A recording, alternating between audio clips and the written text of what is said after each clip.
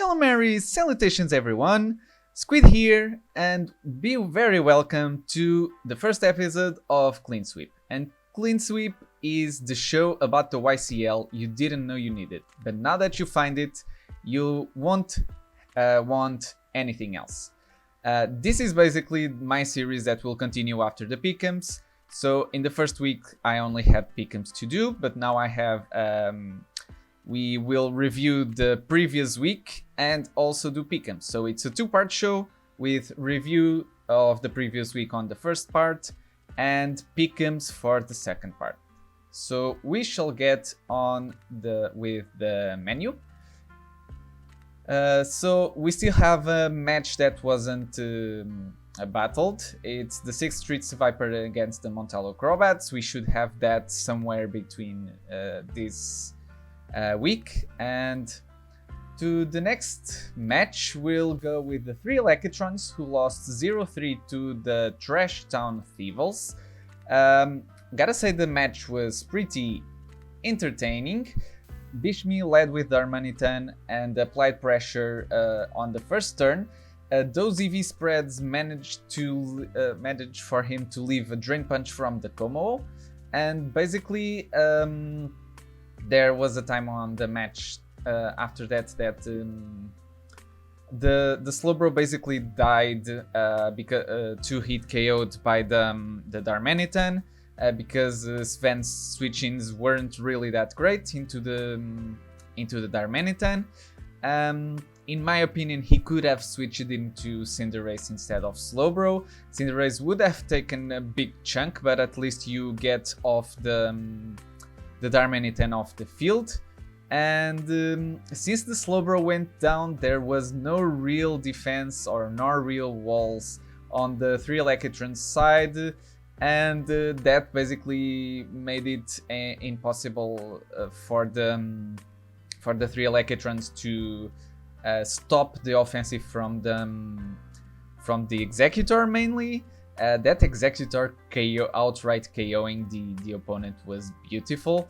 I also liked the high jump kick interaction with the rocks. Darmanitan died from the rocks, and then the high jump kick didn't go off. I find that was really funny, and maybe, and I think that the Cinderace could have had acrobatics to further hit the Santiscorch that was walling it really nicely, because E-Speed is a +2 priority, so it would on Pikachu would go would be even faster than the Sucker Punch on the Cinderace, and it was really more reliable. And yeah, so bonus points for bringing Pikachu. It was really fun to see Pikachu hitting the field this week, and it definitely caught me a little bit off guard with the amount of damage it can deal. But it is a very frail Pokemon, so Sven at least played that card right with the way he preserved the Pikachu.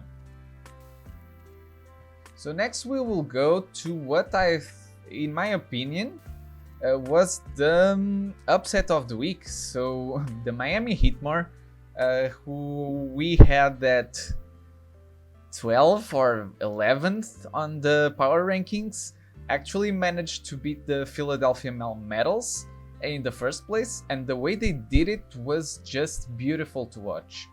So Hitmars prepared super nicely for this match with the Wakan Berry on Primarina and protective pads on Zarude. So for the early game they managed to bring the Chandelure onto the field, and when they predicted the Jigglypuff to come in on the Shadow Ball, they actually clicked Fire Blast. And from that point onwards, Jigglypuff was basically dead weight because it couldn't check anything else.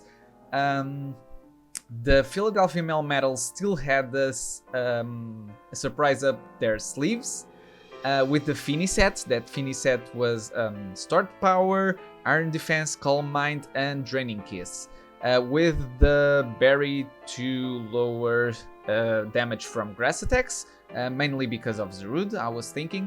But the thing is that Rosalia sat on the field in front of the Tapu Fini while it was setting up, and managed to proc the berry and even outright 1v1 the Tapu Fini. So I was really impressed to see that happen. And basically, when the Tapu Fini went down, no close combat from Sirfetch'd resists were present that could really reliably do that. The Claydol was just chipped down little by little until at one point it was killed by a Leaf Blade from the Sirfetch'd, and Sirfetch'd just went ham in the late game and managed to get the 4-0 victory against the Philadelphia Melmetals. The Sirfetch'd was only KO'd due to the recoil from hitting the Ferrothorn. So that's honestly very impressive to me. So next we go into the Hustle Gods versus the Austin Taurus. And there's not much to say about this match. Pinsir entered the field, Pinsir stayed on the field a very long time. Pinsir wrecked the enemy team. It was amazing how much pressure the champ was able to put out with this E-tier pick, and it's just a beautiful thing to watch. From the beginning of the match, the Hustle Gods were on the back foot, and I don't think this was ever a close game at all. Salimumble just grabbed momentum from turn 1 and managed to steal the game with it. One chance for improvement for the Hustle Gods. There was a time where you had Urshifu on the field, and I believe it was the Pinsir was in front of you.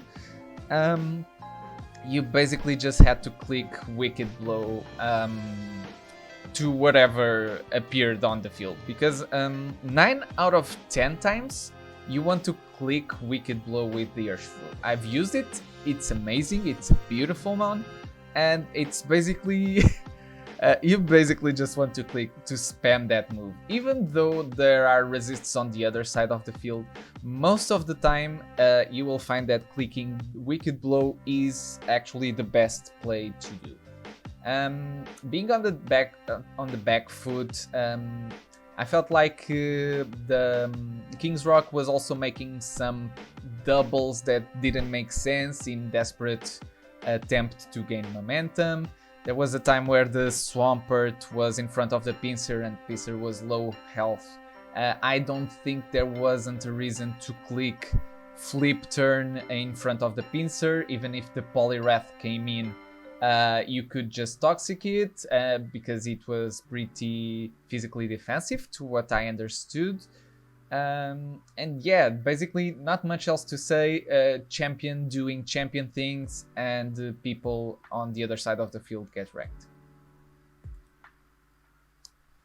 Now we're going into the Andor Teddiurses versus the Brisbane Rillaboomers. This was a no for victory. That was basically the tone of the match was basically set up at turn 1. So turn 1 there was an Armaldo with Assault Vest in front of the Latios.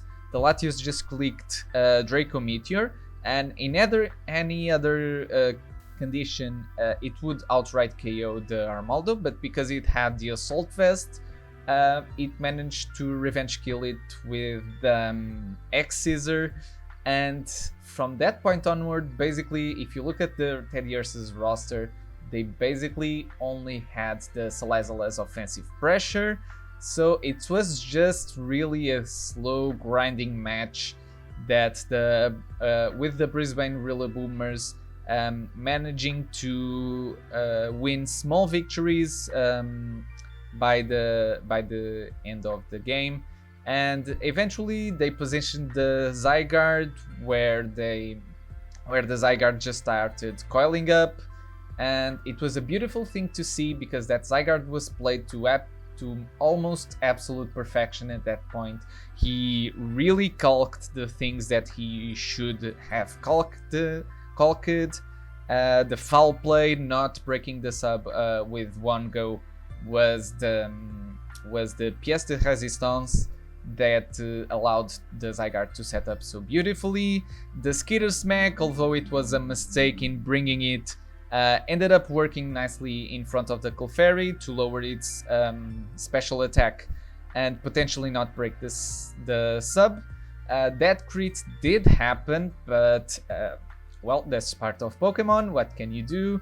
And for the Teddy Ursus, I do gotta say that I'm impressed with the performance, even though it was a loss. My piece of the advice for this coach is that probably on the first turn, you want to scout some things that the opponent might have prepared up his sleeve. And this was a brilliant case of a trap laid down on turn 1 and you losing your most potent threat. Then from that moment, the Brisbane Rillaboomers just had to toxic a few key walls and get them low enough for the Zygarde to try and sweep. And gotta say that in the second half of the battle, the Under Teddy Ursus coach did manage to shake off a little bit of those tilt moments and those nerves at the beginning that plagued him at the beginning of the battle and start playing really well. But the thing is, at that point in the battle, there was just not that many resources on your side of the field to really break through the rest of the Brisbane Rillaboomers team. And ultimately, that's why the Brisbane Rillaboomers ended up catching the win, with the Araquanid sealing off the game. Next, we have the Immunity Idols against the Nashville Nidoking, and I was really surprised by the result of this one also, because Adam really pulled a rabbit out of the how do you say that in English? Whatever, that big hat. You know the one I'm talking about. So, Electivire. I loved the Electivire sets. Choice Specs Electivire was huge in netting the Nashville Nidokings the win. So basically, every time the Immunity Idols set up the Mandibuzz on the field, Electivire was a free switch in, and nothing really wanted to take hits from it. The Ferroseed did, but unfortunately for the Ferroseed, there was a Flamethrower expecting him. And the Flamethrower outright KO'd the Ferroseed, no chance on that even surviving. And once the Ferroseed was gone, the only check to the Electivire was a Rotom. But the thing is, rocks were on the side of the field of the Immunity Idols. So every time the Rotom came in to potentially check the Electivire, it basically took a quarter of its health. That said, once the team was really chipped off, Azu could just come in. It didn't even need to belly drum, it just outright cleaned house, with surviving a Thunder Punch from the Conkeldurr, KOing it back, and basically winning the game for its team. The Spectrius set was interesting. I don't think this was the right approach to the Spectrier, but it could have worked in some other conditions. But Mountay did make some changes to the team after the match, so I'm looking forward to see how that is going to turn up for him. Next, we have the match of the week, and boy, it delivered. It was a match that was unfortunately plagued by some disconnects on the Sydney Six ends, but well, those things are out of control, and honestly, we can't do anything about that. But that didn't stop the match from being a great match where the coaches really traded blows until the end. It was a really narrow 1-0 victory. So at the beginning of the game, the Dracovish outright KO'd the Noivern with the Fish's Rend. that immediately set the alarm for Sidon that Dracovish was banded, because it was the only way it could KO the Noivern. Then the beauty of the match happened. Mew trapping the Vaporeon was so beautiful to see. It was pure preparation, and look, Harry, gotta tip of my hat to you, sir. That Mew set was brilliant. I loved it. It was amazing, and please do more stuff like that. I'm loving it. If Mew does those sets every week, I just oof, oh my god, so beautiful. Then after I've already told Sidon this, but after the Vaporeon was down, I felt like Heatran was the best switching on Mew. Mew couldn't do anything to Sidon, to the Heatran, because it had no attacks, and Toxic doesn't work on Steel types, and he could do that. He could have taken advantage of that on one of two forms. One was Toxicking whatever came in, and two was predicting a double into predicting switching and making a double into something that could apply pressure. Nonetheless, after the Vaporeon went down, there was a bit of awkward time where the Tapu Lele was in front of the Mew, basically getting Toxic Chip down. And at that point, both coaches managed to properly identify their weak conditions. So for the Sydney 6, it was the Celebi, because Tapu Lele was basically dead at that point. And for the Cerulean City Mewtwo, it was the Dracovish. So the rest of the match just played out with both coaches trading blows and positioning their threats outright. And the late game rocks did put the Dracovish in a potential role on the Celebi. It was a role that was highly in Sidon's favor, but the late game rocks were ultimately what sealed the deal, because without them the Celebi wouldn't be able to one-hit KO the Dracovish. So really well fought match on both coaches' end, and looking forward to what both these coaches will present to us in the future. And the last match of the week, we have the Hellblaze Volcaronas against the Calexico Blazicans. Just one word: double. Yeah, that's just what's needed. Double came in, it cotton guard 2 times and then just killed everything that was in front of it.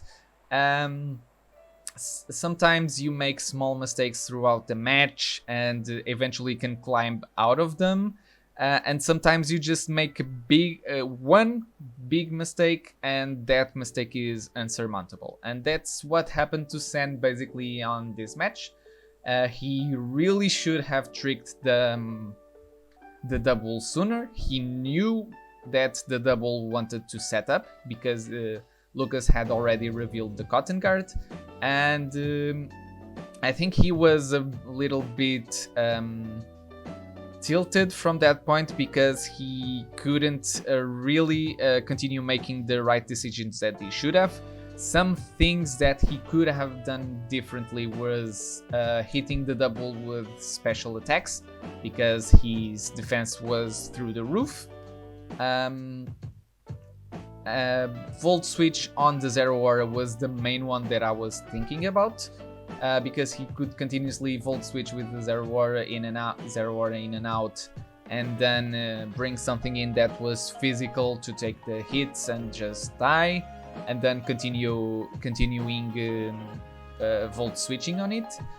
Other thing that he could have done was just continue pressing the Thunderous Kick with the Zapdos. So he did click Thunderous Kick twice in front of the double, and with the Citrus Berry and another Thunderous Kick, I think he could have attacked survived one more hit from the double, because the heat defense would be lowered, and I think that would have made the difference between double killing 5 mons and maybe just killing 3 or something like that. So I really don't think that preserving the Zapdos at that point was the play to make. So this concludes the review of last week's matches. I'm gonna go ahead now and attribute some awards for this week. So Coach of the Week, I gotta give it to the Miami Heatmar. He pulled a really awesome upset win on my book, and the way he did it with style, so props to you, Mr. Aldra God. And MVP of the week, obviously we gotta give it to the double, killing 5 members of the enemy team with this set right here. There's not much else to say. Yeah. And Hit of the Week, or as I like to call it, Weekly Macargo. Show some love for Macargo, everyone. One Mew fits all, the Lumberry Mew that was basically the trapping system for the Vaporeon. Beautiful to watch. I love when coaches pull off creative sets like this, and I'm looking forward to what Hit of the Week or Weekly Macargo will bring us next week. So here are the standings. So it's basically 1-0 for the Armored Division, it's 1-0 for the top 3 teams, and 1-0-1 for the 4th, 5th and 6th place. The teams at the bottom haven't battled yet, so no scores for them. As for the Crown Division, the Hellblaze Volcaronas lead after beating the opponent with the highest differential. So this is basically standings for this week. As for pick'ems, let's get more people on the pick'ems, shall we? So as you see in the table, more teams, more people can participate on the pick'ems. You don't have to be a coach of the YCL to participate. I will still the results will be based on right percentage, rather than total scores. So that's why you can still even in week 2 participate on pick'ems. So please come on in, it's really fun. And as you can see, I'm not at first on this week. So my good buddy Southside Braves actually predicted the most matches correctly on this week. And tied with me in second place is Bishmi and Sen. So looking forward to see what the pick'ems will follow through from this point onwards. Mr. Sventhun, you gotta analyze the league better. You only got 1 pick right. I'm expecting you to bounce back this week, okay? So feel free to join the pick'em still this week. I'll start counting percentages so everyone can still join in on week 2. So we shall go with the pick'ems for this week now. And the first match I want to talk about is the 3 Electrons and the Miami Heatmar. So, Battle of the Threats, Garchomp is really difficult to check for the Electrons, and Landorus is really hard to check for the Heatmars. Cinderace can potentially be checked with the similar set that Aldra used this week to clean up the Blaziken, so I'm not really worried about the Blaziken going off on the Miami Heatmar. And I have a really great problem with the walls that are on the Electron side. So the Slowbro is really pressured by the Garchomp, and Seismitoad is really heavily pressured by Zarude. Slurpa, physically defensive, is probably the best defensive mon that Sven can bring to this match. And there's also an apparent lack of ice coverage on the Electron side to hit that Garchomp super effectively. So that's the main reasons I decided to go with the Hitmar. They really did impress me with their play on week 1, so that's another thing that made me choose the Hitmar over the 3 Electrons. But I do think that Sven might cook up something weird. With the combo, there's always the potential for something weird happening, so we have to watch out for that. Match of the week. This week we have the Austin Tauruses versus the Philadelphia Melmetals. So if you recall correctly, at the week 0 of the power rankings, these were the number 2 and number 1 respectively on the power rankings. The 2 best rosters in the league will face off against each other, and there's some points to make about this matchup. So if the Philadelphia Melmetals do decide to bring the Tapu Fini to the match, there will be some interesting terrain wars going on. But Tapu Koko does super effective hit the Tapu Fini, so I don't know if he necessarily wants to do that. On the other hand, there's a lack of a fire type on the Taurus' side, so that Ferrothorn will be a really thorn on the side for the Austin Tauruses. And Heatproof Bronzong will also be a nuisance for the Melmetals to deal, because it can basically check everything on the Philadelphia side of the field. The main mons I'm looking at in this match is the Dragonite. Dragonite has an insane move pool on his kits, so he can potentially run the perfect coverage for whatever 6 the Philadelphia Melmetals bring. And on the Philadelphia Melmetals side, I can see a Frostlass, Choice Bandit, or Choice Scarf doing amazing work against the Austin Tauruses team, because he basically has a Leaky Tang as normal type, and I don't think this is the match to bring Leaky Tang in. So that leaves basically no resists to Poltergeist from Frostlass. If I compare the threats, the Austin Tauruses does have the biggest threat of the 2 with that Dragonite. That, and combined with the coach's performance on week 1, I couldn't bet against the current champion, because they played phenomenally. And honestly, Jalen still has something to prove to me, that he can really play out his win conditions correctly and make the right decisions in match, make the right predictions, so that he can net the win against this mighty opponent. On the other hand, if he does that this week, that classifies him as a potential tournament winner. So good luck to both these coaches, and I expect a great match out of this one. Next, we have the Trashtown Thieves against the 6th Streets Viper, and this match is really interesting, because the Thieves are probably the best team in the league designed to deal with the rain. They have two water absorbers, and that will make living hell for the 6th Streets Viper to prep against.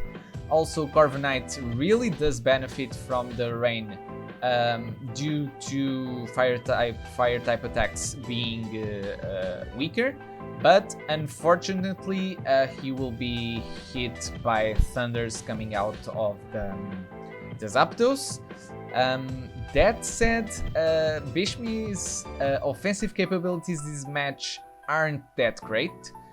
So the main mons he wants to run offensively are probably the Darmanitan, the Rhyperior and the Centiskorch, and the Rapidash.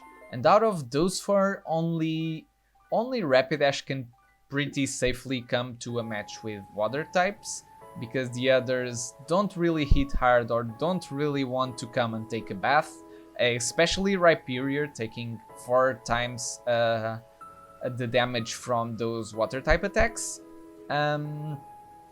Boltund is an interesting option, and Bishmi proved last week that he can run, he likes to run it with a choice band, and that could be a really interesting bearing this week, because nothing really wants to take electric type attacks on Sharky's team besides the Palosand. And Trick Room Executor could also bring because of the fast mons or the really fast speed control on the 6th Street Viper side. But if he does bring the Trick Room on the Executor, he has to watch out for this Cavalier.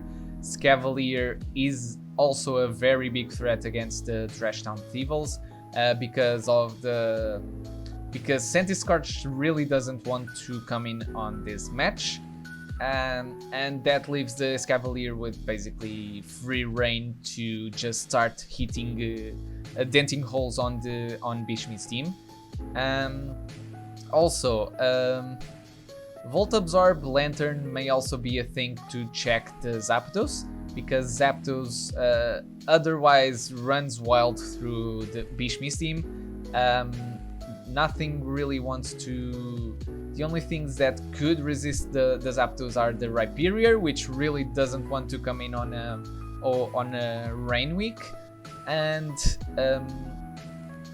Executor also quad resists the electric type attacks, but is super effectively hit by the air type attack, the flying type attacks.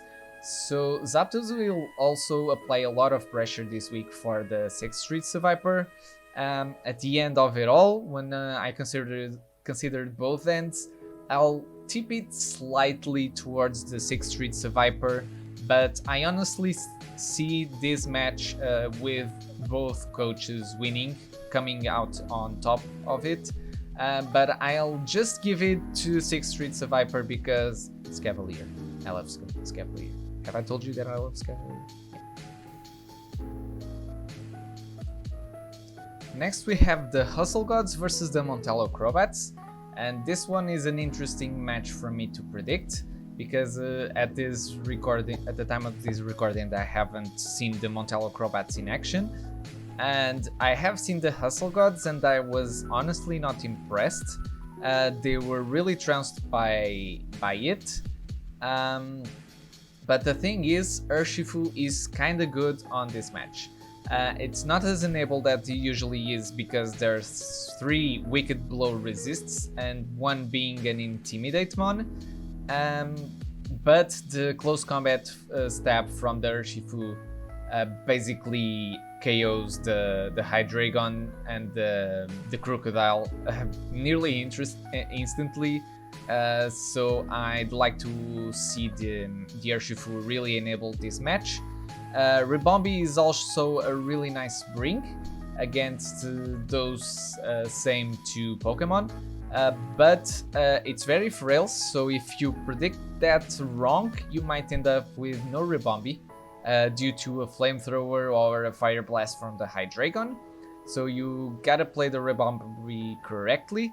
It can also set up the webs for the Hustle Gods, and that may be a good thing because of that Crook not being able to sweep outright with a Moxie boost or something like that.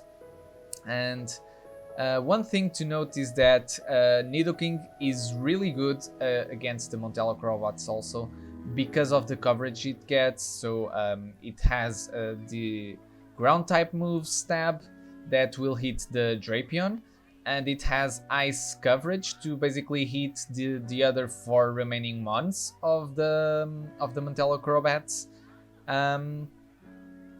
At the end of the day, I did decide to go with the Crobats, and the reason for that is that Crocodile and Hydreigon will be really difficult for the opponent to check, even with the things that I just said. So if Ribombee comes in on both of those, they have coverage to hit it super effectively, and Ribombee being very frail basically means that it's toast. They also have really good knockoff users, and I'm honestly surprised. I will be surprised if at the end of the match the Hustle Gods have more than 2 items remaining on their roster, basically, because they will constantly need to switch on knockoffs. Basically, that's it. And because the threats on the Montello Acrobats outspeeds the threats on the Hustle Gods side, that's the main reason I decided to go with them. The Choice Scarf Nidoking that looks awesome on this match for the Hustle Gods will be outsped by the Crocodile and the Hydreigon. Either of those running Choice Scarf will outspeed it and can basically KO it even before it acts. So the Nidoking is kind of in an awkward spot on this match, because the Crobats will most certainly have Choice Scarf Mon that can outspeed it most of the time. And next we have the Immunity Idols versus the Sydney 6, and the Immunity Idols did some changes to their roster, as you're seeing on the field, on the screen.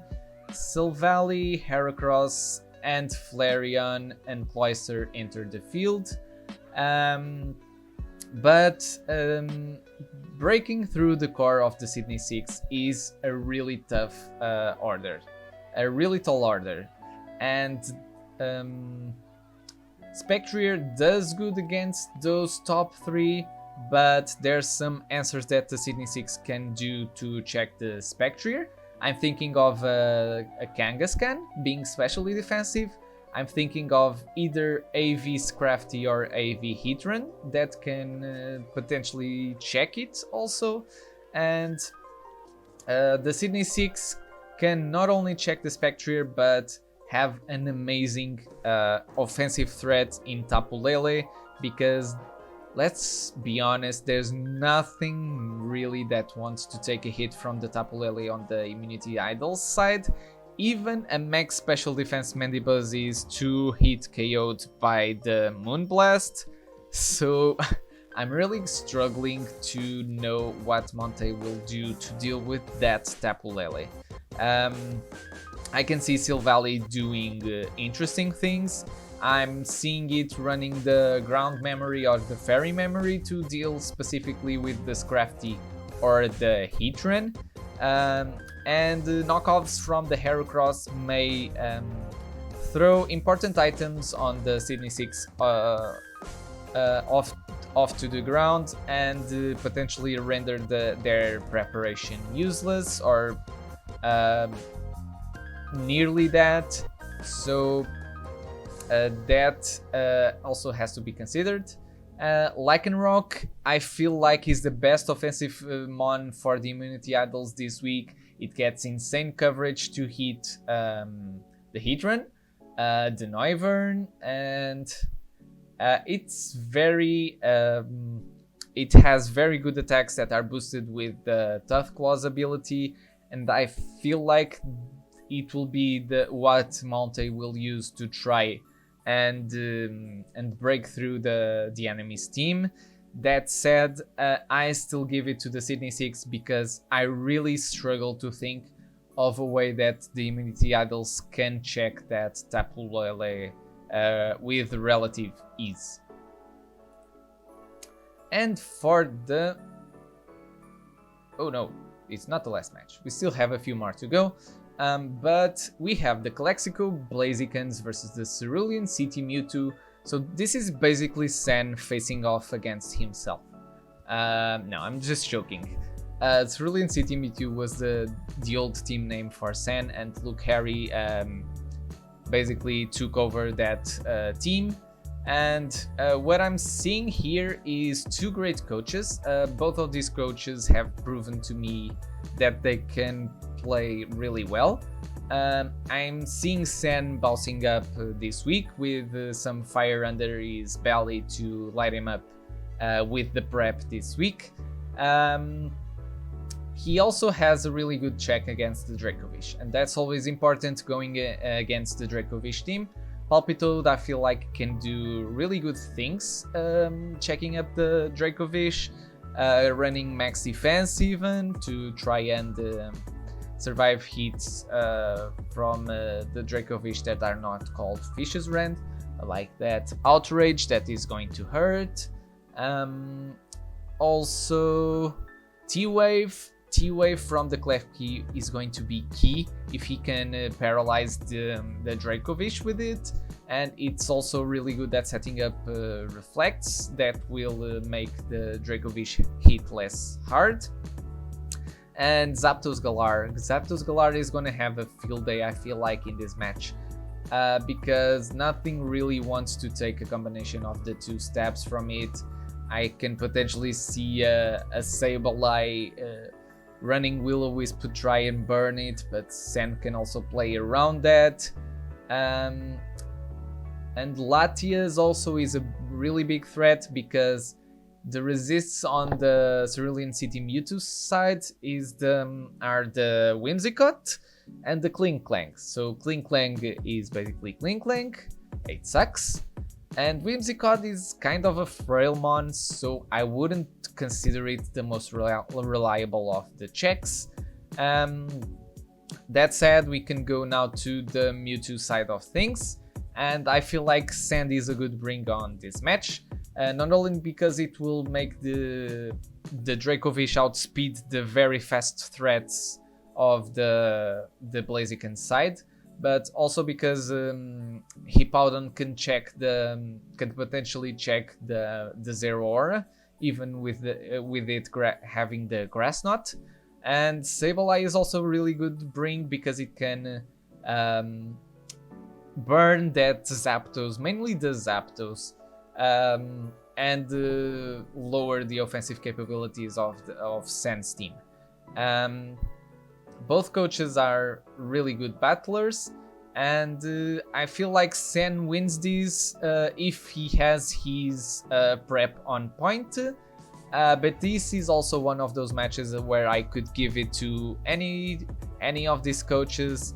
Luke Harry did play really well on the first week.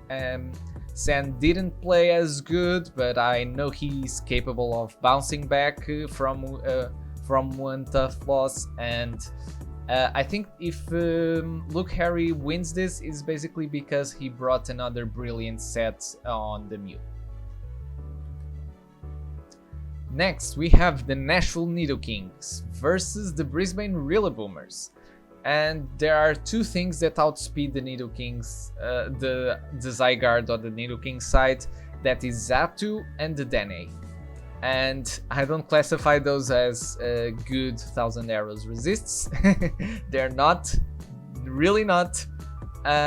So the Nashville Nidoking is going to have a tough time dealing with the Zygarde.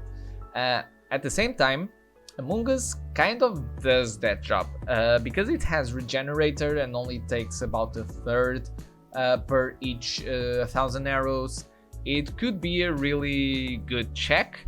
Landorus can also do that with the Intimidate and being able to try to 1v1 it with Outrage or something like that. And basically out of that, I struggle really to see any answers on the Nashville Nidoking side to that Zygarde. We do have to consider that the Marowak is probably a really great ring this week, and it will function as a really good breaker against the Brisbane Rillaboomers bulky team, and it can potentially spam Poltergeist if the opponent doesn't bring the Leaky, which I don't think he would on this match specifically, but he did prove to me that he likes to run it last week. And Azumarill or Crawdont, after the Marowak breaks the team of the opponent, can potentially set up and sweep.